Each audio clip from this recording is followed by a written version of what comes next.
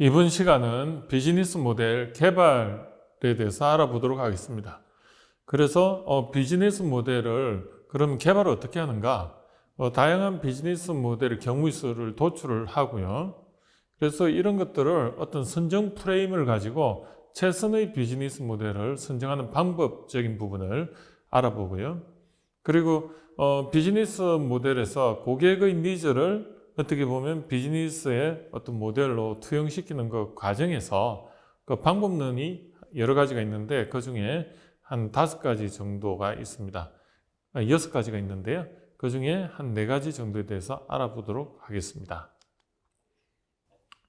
비즈니스 모델 선정 프레임을 보면 페이오프 매트릭스라는 전략적 프레임 선정 툴이 가장 유명합니다.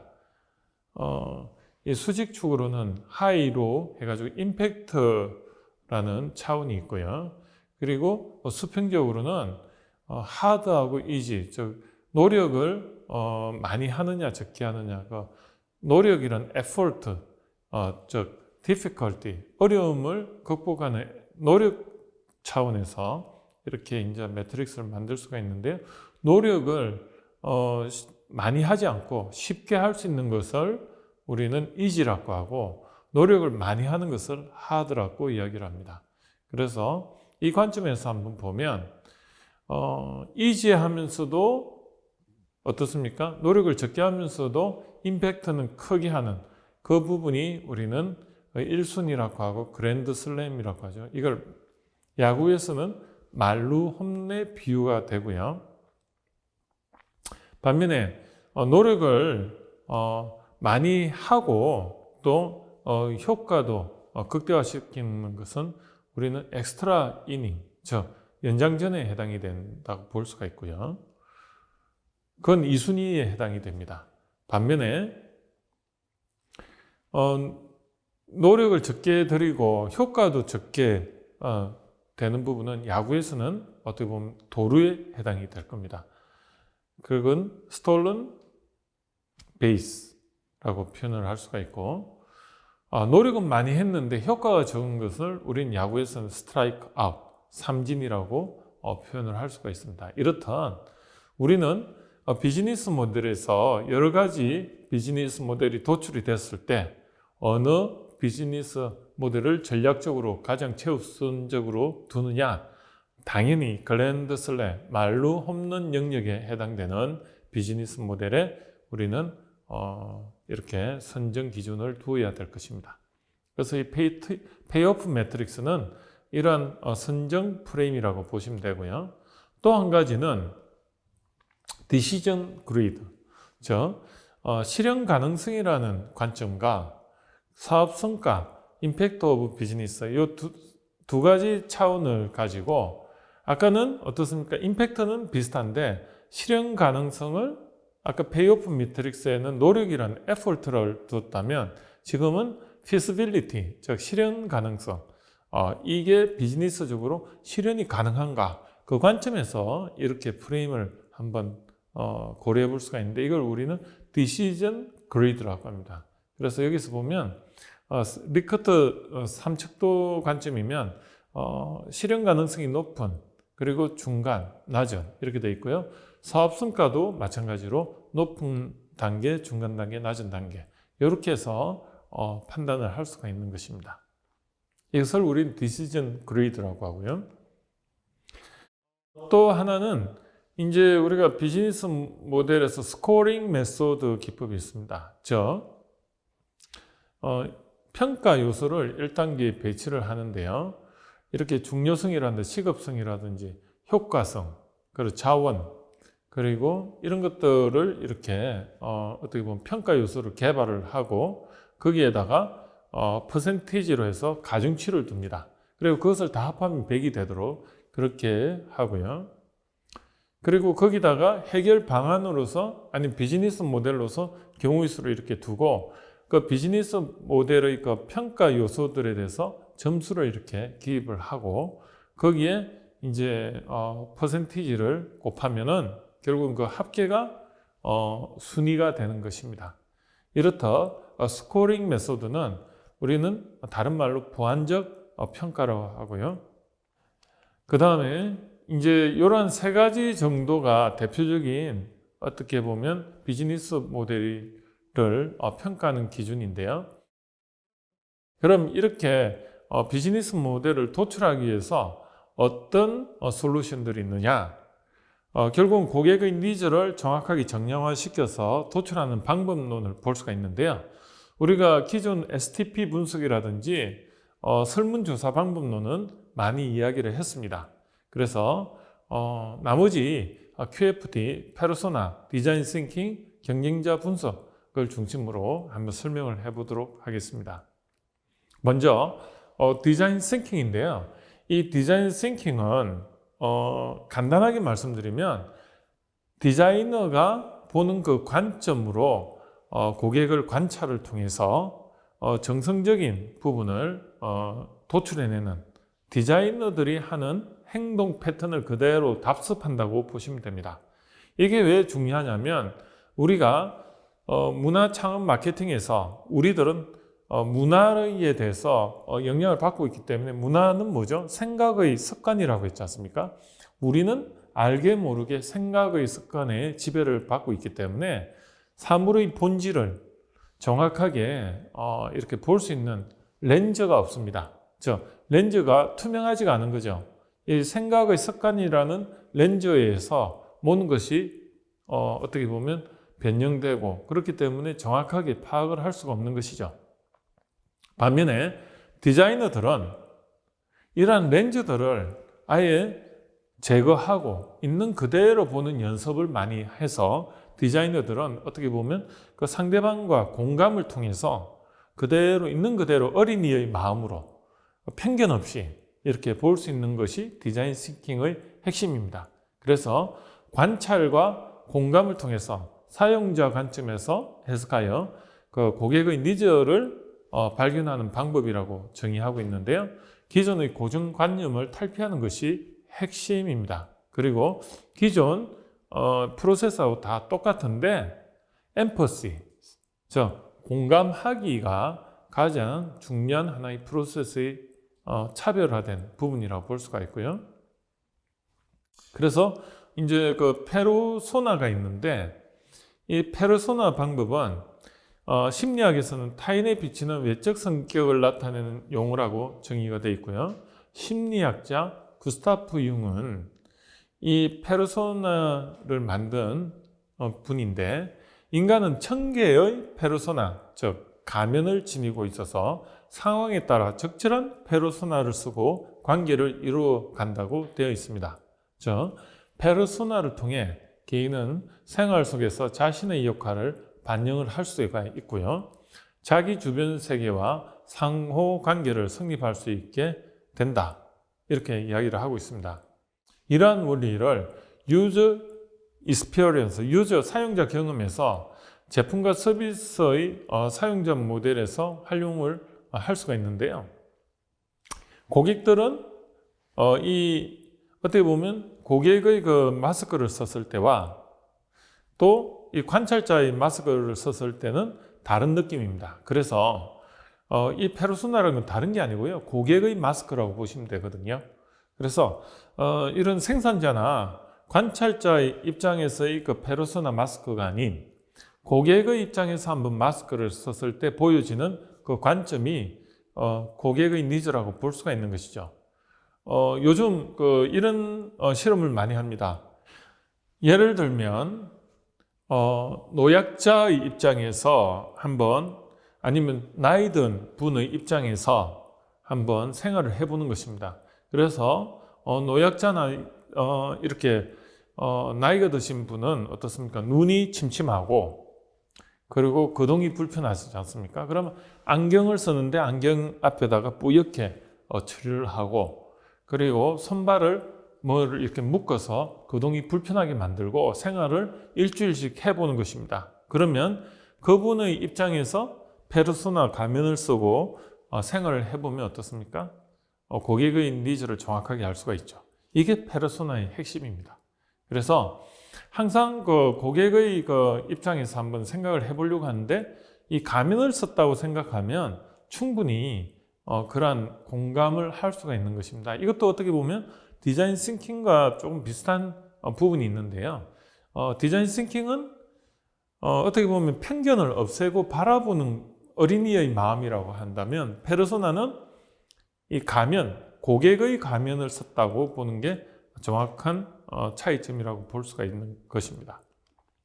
그래서 이제 페르소나 관점에서 한번 가상의 목표 고객을 한번 생각을 하고, 가장 잘 드러나는 가상의 개인 인물 또는 대표적인 실제 인물을 타겟으로 해서 그 사람의 입장에서 한번 추측이나 가정 없이 구체적인 상황을 묘사해 가면서 최종 소비자의 입장에서 한번 뭔가를 이렇게 표현을 해 보는데요. 그걸 프로파일링이라고 하고요.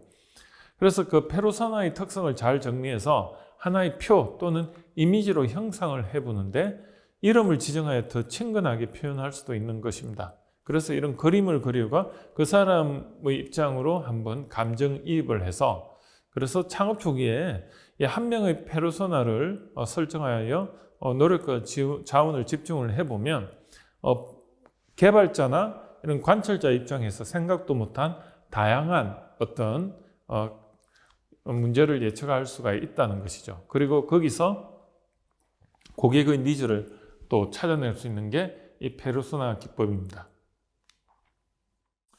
그 다음에 이제 QFD, Quality Function Deployment라는 그 약자인데요. 이걸 한글로는 우리나라 말로는 품질 기능 전개라고 합니다. 이 품질 기능 전개는 고객의 요구 사항을 브레인스토밍을 통해서 어떻게 보면 발굴하고, 이를 공학적 언어, 과학적 킬로그램, 미터, 이런 어떤 물리적인 단위라든지 아니면은 어떤 또 다른 어떤 단위를 개발해서 이거를 KPI, Key Performance Index, 즉 7P 믹스가 다 같은 의미인데요. 이걸로 매칭을 시키는 기법을 이 품질 기능 전개라고 합니다. 이러한 품질 기능 전개의 장점은요, 예전에는 고객의 니즈를 정확하게 읽지 못하고 제품을 개발함으로 인해서 어떻게 보면 이 시장에 제품을 론칭하는 시점에서 이 어떻게 보면 프로젝트 자원이 다 쏟아지는데, 문제는 그때는 품질이 확보가 안 된다는 문제가 있고요. 그때는 리스크가 굉장히 큽니다.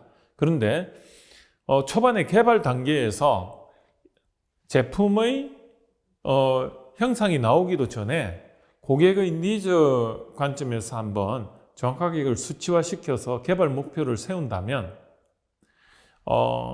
리스크가 많이 준다는 것이죠. 그리고 품질이 확보가 된다는 게 이 QFD의 장점입니다.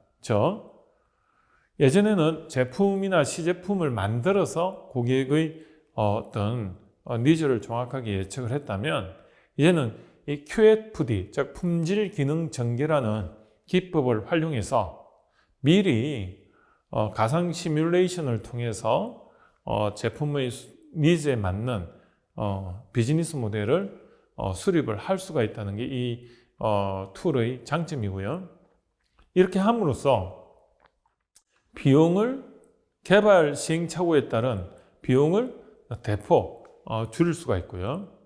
그리고 기존 타임 투 마켓이 길었다면 이것을 앞으로 당김으로 인해서 타임 투 마켓이 줄어든다는 의미죠. 개발 기간이 줄어들므로 해서 개발 비용도 전체적으로 코스트 다운이 되는 그런 기법을 말씀드릴 수가 있겠습니다. 이 품질 기능 전개는 고객의 니즈를 정확하게 수치화시켜서 KPI죠. Focus on Customer Satisfaction. 고객이 만족하는 수치로 이렇게 정립해내는 것이 이 기법의 핵심이 되고요.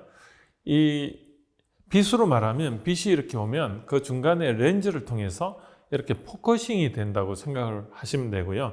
그 빛이 고객의 니즈라고 보면 중간에 그것을 어떻게 보면 필터링을 하고 포커싱을 시켜주는 장치가 이 QFD, 품질 기능 전개 기법이라고 생각하시면 될 것 같습니다. 그래서 이 품질 기능 전개를 조금 더 깊이 있게 한번 보면 CAS라고 되어 있는데요. 이거는 Customer Asks, 고객 요구 사항들이라고 보시면 되고요. 그 다음에 FRS는 Function Requirement, 요구 기능 전개라고, 요구 기능들이라고 보시면 됩니다. 그래서 이 고객이 요구하는 거와 여기에 대해서 고객의 요구를 만족시켜주는 요구 기능들, 요것들의 매칭을 QFD에서는 핵심으로 하는데요. 먼저 이제 고객들은 단순히 자연어, 즉 형용사로 된 자연어로서 뭔가 아름다우면 좋겠어, 가격이 저렴하면 좋겠어, 빠르면 좋겠어, 아니면은 고객한테 설문을 했을 때 이런 제품이 어떻게 했으면 좋겠습니까? 했을 때 그냥 고객들은 그냥 인터뷰 형식으로 이렇게 말을 하게 되고요. 거기서 추출된 단어들을 CAS, 즉 Customer Asks로 이렇게 키워드로 정리를 하고 솔팅과 레이어링, 그 비슷한 단어들의 그 레벨을 결정을 하는 것을 우리 이 비슷한 것끼리 모으는 걸 솔팅이라고 하고요. 그것들을 또 높이 상위 개념과 하위 개념으로 만드는 것을 레이어링이라고 합니다. 여기서 보면 CA1 있고 CA11 있고 CA111, CA121 이런 식으로 표현이 되는데 이거는 같은 레벨에서는 솔팅이고요. 그리고 또 차원이 다른 레벨끼리는 이 레이어링이라고 합니다. 이렇게 배치를 했을 때 구체적으로 최하단에 있는 부분이 결국은 CA11 또는 CA21, CA122 이런 식으로 이러한 부분들이 결국은 가장 세분화된 고객의 요구사항이 되고요. 이런 요구사항에 대해서 이제 엔지니어 입장에서 아니면 마케팅 전문가 입장에서 이것에 대응해주는 전문적인 어떤 공학적인 파라미터, 대응 수치들이 Function Requirement라고 이야기를 할 수가 있고요. 이렇게 고객들은 자연어로 된 키워드를 조금 더 세분화시키는 것은 우리 내부적으로 작업을 해서 그것들을 매칭을 시키는 건 전문가 영역에서 하는 것이죠. 어떻게 보면 공학적 언어로서 표현을 해주는데 이러한 과정을 우리는 품질 기능 전개라고 하고요. Customer Quality Function Deployment 이렇게 표현을 하게 되는 것입니다. 그래서 예를 들면 우리가 자동차를 예를 들면 고객의 언어는 이렇습니다. 어떤 차를 가지고 싶습니까? 했을 때 높은 출력, 그리고 낮은 유지비, 그리고 안전했으면 좋겠고, 그 수명은 길었으면 좋겠고, 정비는 편리하고 용이했으면 좋겠고, 에어컨 성능은 우수했으면 좋겠고, 가격은 저렴했으면 좋겠어요. 이렇게 이야기를 하는데 이런 것들을 이제 Quality Function Deployment를 하면 QFD 기법을 적용을 하면 기술적 언어, 이제 KPI, 비즈니스 모델로서는 이렇게 나오는 것입니다. 높은 출력은 엔진 성능으로 표현이 되고요. 낮은 유지비는 연료 비용으로, 연비로 이야기를 하게 되고요.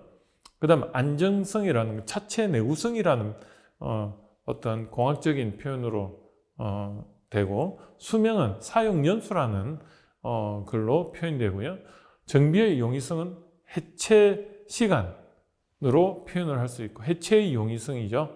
그거는 시간으로 측정이 되니까 해체 시간으로 표현이 되고, 에어컨의 그 성능 우수, 이거는 원가라는 개념으로 접근이 가능하고, 적정 가격은 자체 무게, 이런 것들하고 또 표현이 되는 것입니다. 그래서 여기서 보면 적정 가격은 원가에 해당이 되는 것이죠. 이렇듯 이러한 것들이 이제 이렇게 화살표로 되어서 이렇게 매칭이 되는데, 이런 매칭을 통해서 적절하게 배열을 하는 것이 QFD의 핵심입니다. 그래서 이것을 최적화시키는 과정은 이 Quality Function Deploy Flow Down이라고 하는데요. 이게 프로덕트 레벨에서 플래닝이라는 부분이 있고, 그 다음에 프로덕션 부분에서 프로덕트 부분에서 디자인 레벨이 있고, 그 다음에 프로세스 부분에서 플래닝이 있고, 프로덕션 부분에서 플래닝이 있는데, 이게 어떤 의미냐면 퀄리티 펑션 디플로이 QFD는 개발 단계에서도 QFD가 적용이 되고요. 그리고 개발 계획 단계에서 적용이 되고, 실제로 개발 디자인 단계에서도 QFD가 적용이 되고요. 그 다음에 이 공정을 설계하는 프로세스 단계에서도 QFD가 적용이 되고, 실제로 양산할 때도 QFD가 이렇게 연동해서 적용되는 것을 설명드리는 것입니다. 그래서 이러한 QFD 기법을 이용하면 초반에 고객의 니즈가 계속 이렇게 물고 내려가면서 결국은 양산 단계까지도 어떻게 보면 다 연동이 돼서 고객의 니즈가 정확하게 반영이 되기 때문에 어떻게 보면 시행착오비를 개발에 따른 시행착오를 줄일 수 있는 기법으로, 이 기법만 가지고도 상당한 시간 동안 학습이 가능한 것입니다. 그 다음에 이런 QFD에서 중요한 것은 Quality of House, 이러한 어떤 매트릭스적으로 해서 좌측에는 어떻습니까? 고객이 요구하는 Quality Function Deploy에서 CAS가 해당이 되고요. 그리고 상단에는 거기에 대한 전문적인 어떤 Developing Parameter로서 Function Requirement 또는 Developing Parameter가 위에 이렇게 배치가 됩니다. 그래서 거기에 대해서 해당되는 것을 매트릭스적으로 해당이 되는 건 0이라든지 세모라든지 아니면은 해당 안 되는, 그건 공란으로 두게 되는데, 이렇게 상관관계를 먼저 분석을 하고요. 여기서 어떻게 보면 이제 가중치를 둬가지고 상관관계가 높은 거는 점수가 높겠고, 그리고 상관관계가 낮은 것은 점수가 없겠고, 이런 식으로 해서 어떻게 보면 상관관계를 가지고 아까 그 화살표를 결정하게 되는 것입니다. 그리고 상단에 보면 이렇게 지분같이 되어 있는 거는 그 기술적인 어떤 function requirement 사이에도 어떻게 보면 이 상관관계가 없구나 하면은 어떻습니까?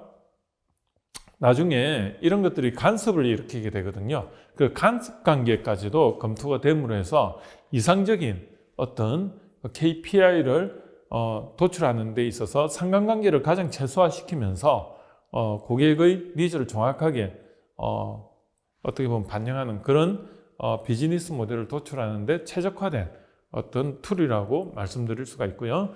이 부분은 다음에 또 기회가 되면 더 깊이 설명드리도록 하겠습니다. 그 다음에 이제 마지막으로 경쟁자 분석인데요. 경쟁자 분석은 결국은 이런 매트릭스 표상에서 어떻게 보면 왼쪽으로는 그 경쟁 대상이 되는 품질, 가격, 기술, 서비스와 같은 이러한 부분을 이렇게 기술을 하고요. 그리고 경쟁 제품에 대해서 이렇게, 아니면 경쟁사에 대해서 이렇게 나열을 하고, 거기에 대해서 이제 장단점을 이제 체크를 하게 되고요. 마지막에 이제 자사 제품은 이런 경쟁사 대비 기본적으로 우리가 갖춰야 될 거와, 그리고 경쟁사는 가지고 있지 않지만 우리가 가져야 될 것을 이렇게 한번 기록을 하게 되고요. 그래서 자사에서 기본적으로 가져가야 되는 것을 우리는 기본 기능이라고 볼 수가 있고, 경쟁사들은 가지지 못하지만 우리가 가져야 되는 것, 우리가 개발해야 되는 것이 결국은 차별화 포지셔닝이 되는 거죠. 그래서 그런 것들을 여기 이제 이런 매트릭스 하나를 작성함으로 해가지고 경쟁사를 분석함으로써 결국은 우리의 제품이나 서비스 모델에 대해서 포지셔닝을 찾아갈 수 있는 게 이 경쟁자 분석이 되겠습니다. 이렇게 고객의 니즈에 대해서 정확히 비즈니스 모델에 반영하는 방법은 한 6가지가 있는데요. 이번 시간은 여기에 대해서 알아보았습니다.